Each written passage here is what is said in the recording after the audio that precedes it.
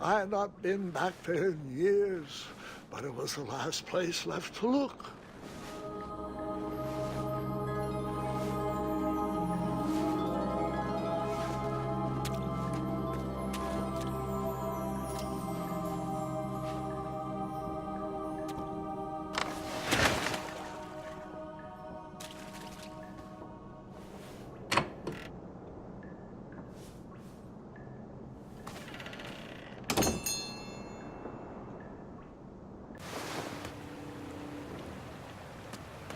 It was not exactly as I remembered it, but it wasn't all that different either.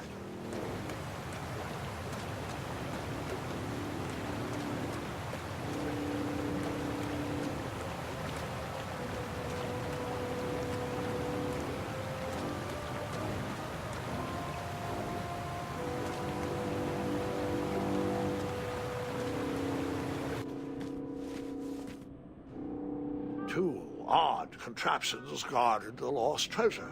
I would have to turn one and see what happened.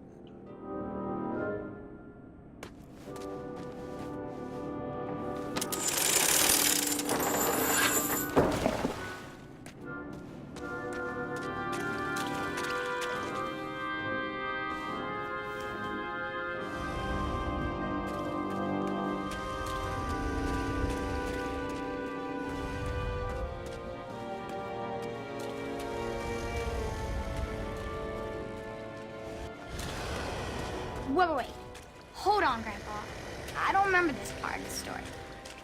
Beds hanging from stalactites? We'll get there, Gwendolyn. Don't worry. No detail in this story will be overlooked. Now, where was I? Ah, yes. As I treaded through the river of rumbling trundles, I feared I knew the source of that deafening wind.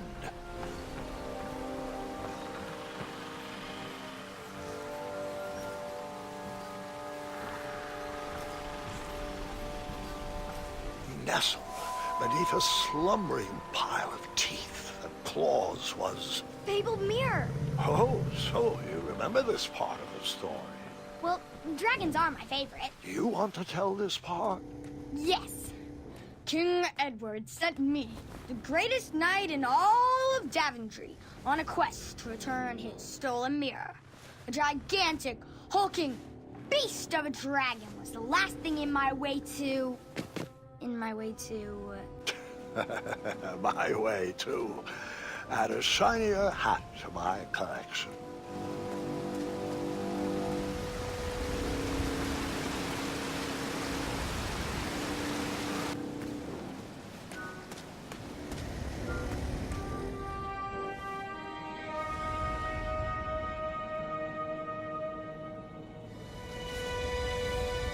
So the missing handle was booby-trapped? What did you do? Well, I used my cleverness to outsmart the trap.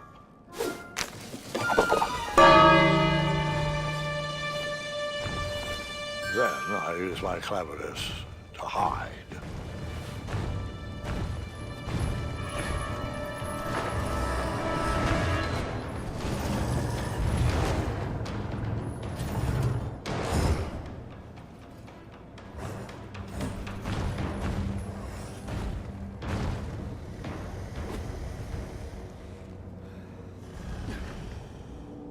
Luckily, that half-blinded beast never noticed me in bed. A dragon's eye must be really hard to pierce with an arrow.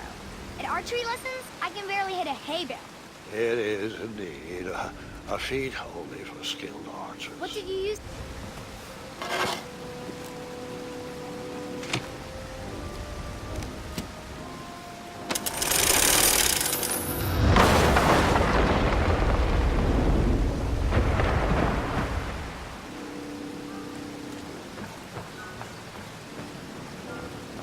The dragon's chains were coiled around a gigantic switch mounted to the cave wall.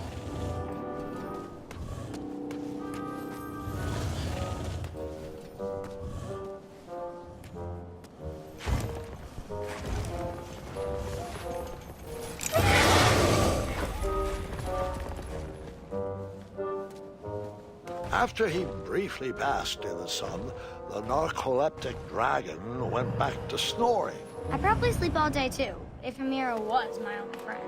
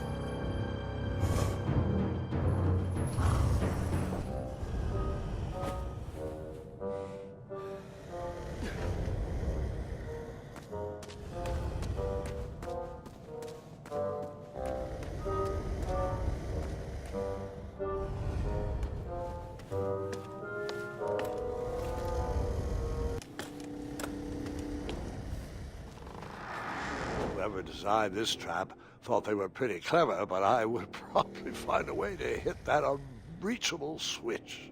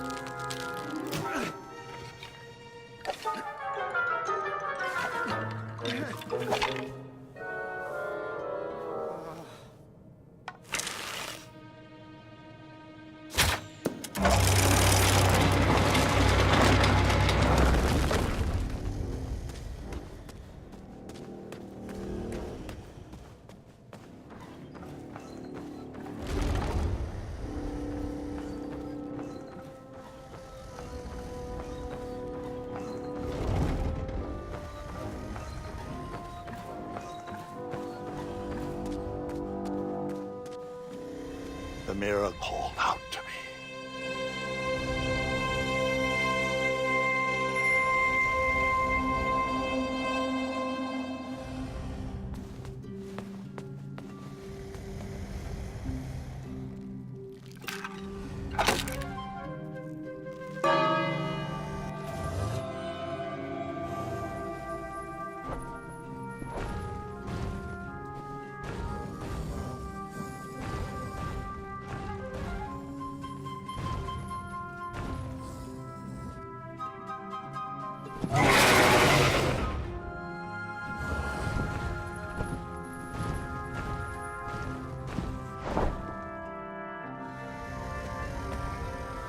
A ridiculous feeding contraption was cobbled together to keep the beast and probably its owner alive.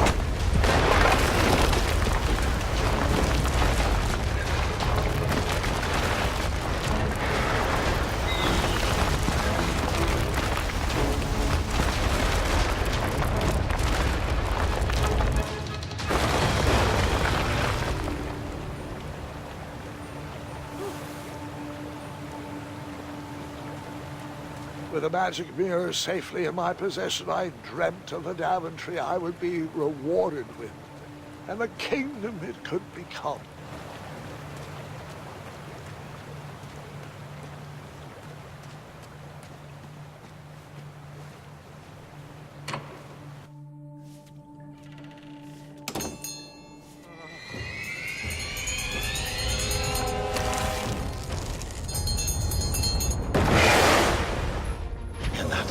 Second, I had three choices in front of me. Any would clear my path to safety, and all would have rippling consequences.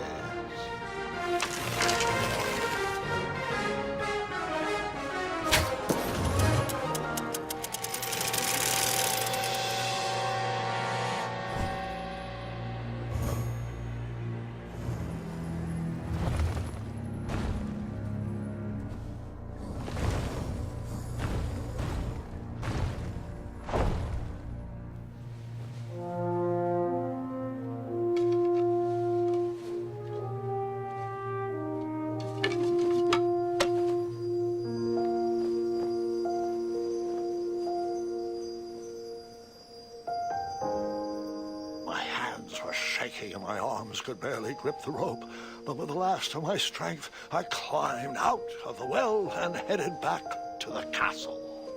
Ever since the magic mirror returned, its reflections have warned the kingdom of danger, kept our family safe, and it has exposed many troublesome crumbs tangled in my beard.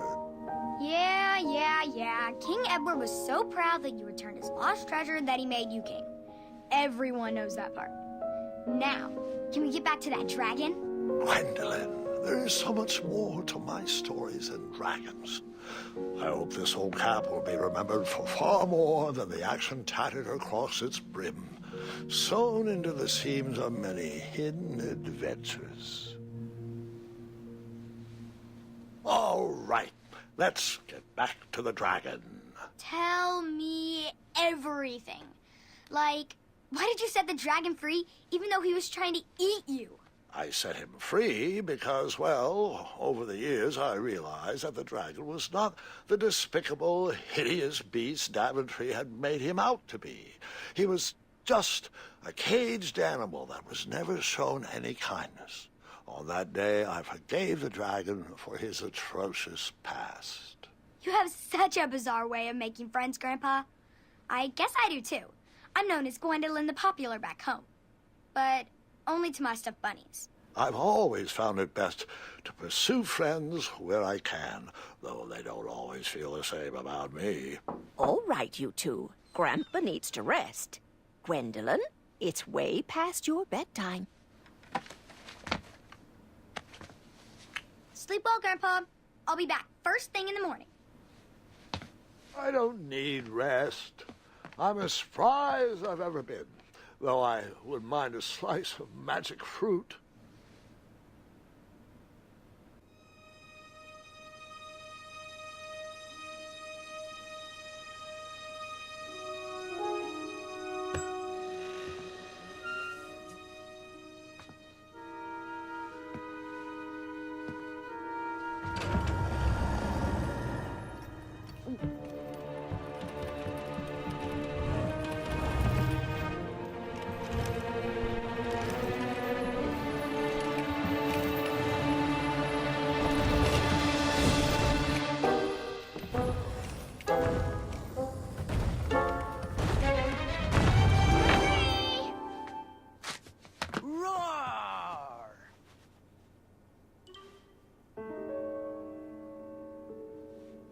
Well, hello, cousin. Guards! I'm glad you're finally here. He's been asking about you for days. I had to sit through the same story 5 times. Got here as fast as we could. And I like Grandpa's stories, especially the ones with dragons. Ah, yes, the legendary beast that he set free. I don't know if he forgets I've heard that story before or he doesn't care, but he loves telling it to anyone that will listen. I'm pretty sure I heard the nursemaids telling his same jokes in the hall. Have you heard anything the doctors are saying? Yes, doctors, wizards, magic elves. Grandfather is fine, Gwendolyn. They all say the same thing. He's just old. He still has a few good years left. Look, we're all excited that your family made the trip, but there's no need to worry. You should get some rest. I'm sure you're scheduled for a full morning of Grandfather's hilarious ramblings. Oh, I'm also scheduled for the tournament tomorrow.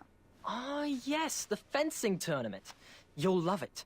I'm, of course, favored to win, and will make sure you have the very best seat to view my victory. The courtyard will be filled with important people and delicious hors d'oeuvres. Oh, I'm actually competing in the tournament. I had no idea we were hosting a junior tournament. That's incredible. In that case, I will gladly be there to cheer you on and eat delectable appetizers. Nope, no junior tournament. I'll be squaring off against you. I see. Well, perhaps this is the time to stop listening to stories and finally make some of your own. Good night, Gwendolyn. Sleep well.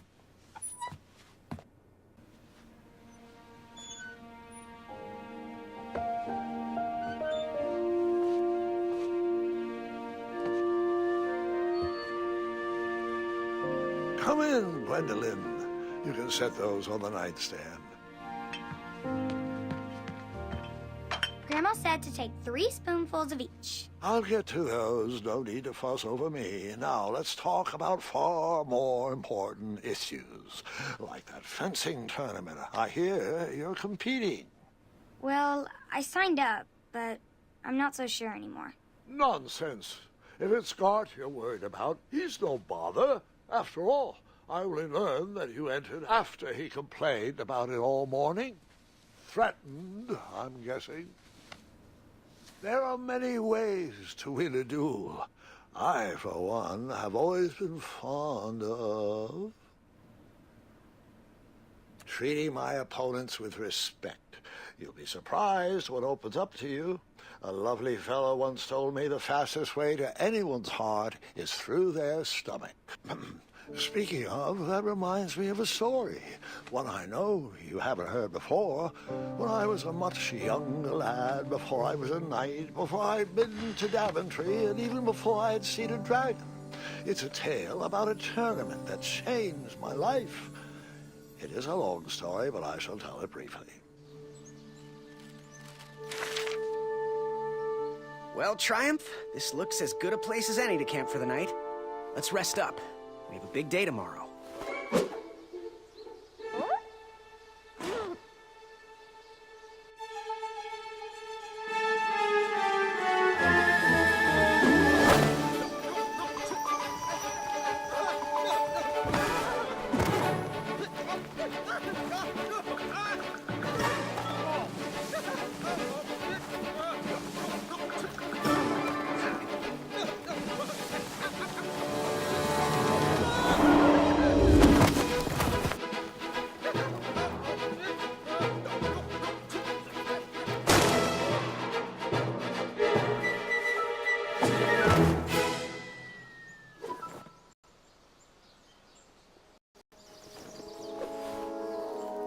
After gracefully rappelling down the cliff, I welcome the sight of an actual road, the first sign of civilization.